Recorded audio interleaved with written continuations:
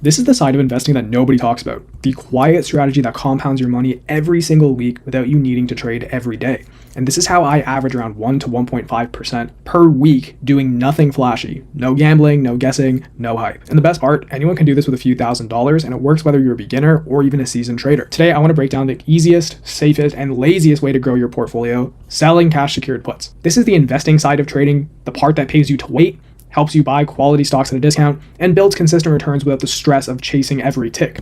This is something I've been doing for a while now and has given me the ease of mind to be able to take my big swing trades while also hitting very consistent returns on the investing side. I want to start with a real example that I'm currently in now, which is Palantir. They just had their earnings, and even though they beat expectations, the stock dropped hard right after. This is classic sell the news. The stock has been running up for weeks and even a lot this year, and everyone was expecting perfection. And when results came out good but not insane, traders just took profits. Now, I'm still bullish long-term on Palantir. I believe in their AI expansion, government contracts, and strong profitability growth. So instead of buying this dip outright, I waited to get paid while I waited for the price I wanted. And this is where a cash secured put comes in. So what is a cash secured put in simple terms? Here's the easiest way to think about it. When you sell a cash secured put, you're making a promise to buy 100 shares of stock at a certain strike price by a certain date.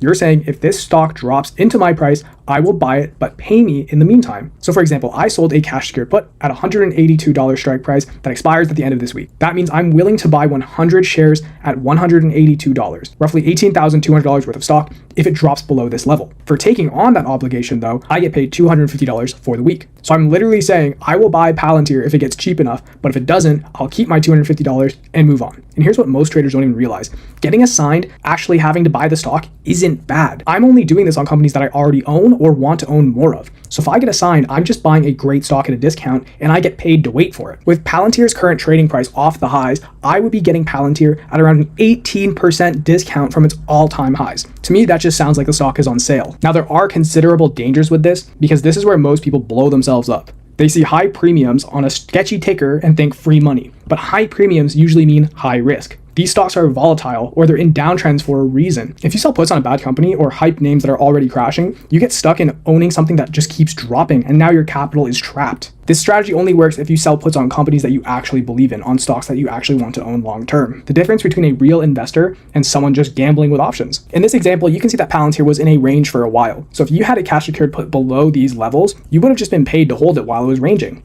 Once we had a breakout to the upside, this is when you would just wait. You don't want to catch a falling knife, nor do you want to try and jump in on a stock that is ripping to the upside. Stocks usually tend to just range for a good period of time until there's considerable momentum to one side due to an earnings release or some kind of related news. So when you're playing cash secured puts, you're either playing them in a range or on the break to the upside or on a retrace. And that's how you know when to stay in or get out of a position early or to even add more. Here's the thing, you don't need $50,000 to do this. You can start small. For example, I also have a running position on SoFi using the same strategy. SoFi is trading at around $29 a share right now, which means you can get a cash secured put on this and it only ties up around $3,000 per contract. Contract meaning 100 shares of that stock. So if you had 3 contracts, you could have $9,000 worth of this stock. And personally, SoFi has some great premiums right now. And if I managed to get it at a discount, I would not be upset getting assigned around this level. And that's honestly it. You're still earning steady weekly or monthly premiums, still compounding, just on more affordable stocks. This is a strategy that literally anybody can use with a few $1,000s to start. It's conservative, it's consistent, it's boring, and this is exactly why it works. So let's talk about research, because that's where this goes from safe to smart. Before I sell any puts, I check earnings dates. You don't have to sell right before volatile events unless that's planned. Volatility levels. High IV means bigger premiums, but also more danger. Support levels. Where's the real demand zone on the chart? Fundamentals. Is the company's profit stable and growing?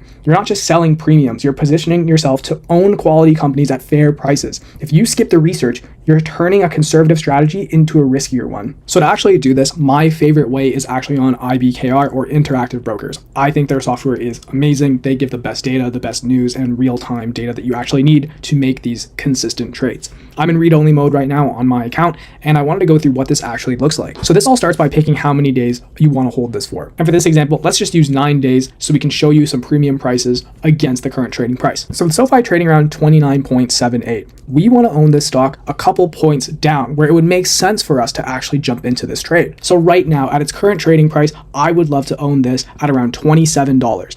And currently, from the current price that SoFi is trading at, that would be almost an 8% discount from current trading. So if we go back to IBKR and we wanted to sell around the 27.5 mark, meaning we are agreeing to buy 100 shares at $27.50. This would net us 37 cents per share, or times 100, this would net us $37. Doesn't sound like much for holding a stock for 9 days, but if you just sold one contract with a cash secured put, you actually multiply this by 100 and divide by the overall amount. So in this case, with SoFi trading at around $29.80, that means you would have to put up $2,980 in capital to sell one put. So with this 27.5 strike price and SoFi trading at $29.83, you would earn $37 in premiums just for holding this, which is actually a 1.24% return on your investment. And if you did this every 9 days, which is basically the amount for a month, you would have made a 3.72% return on the month. That doesn't sound phenomenal for a smaller account, but this is how it starts with your consistent smaller gains that add up and compound over the course of your career. Obviously, if you are assigned at $27.50,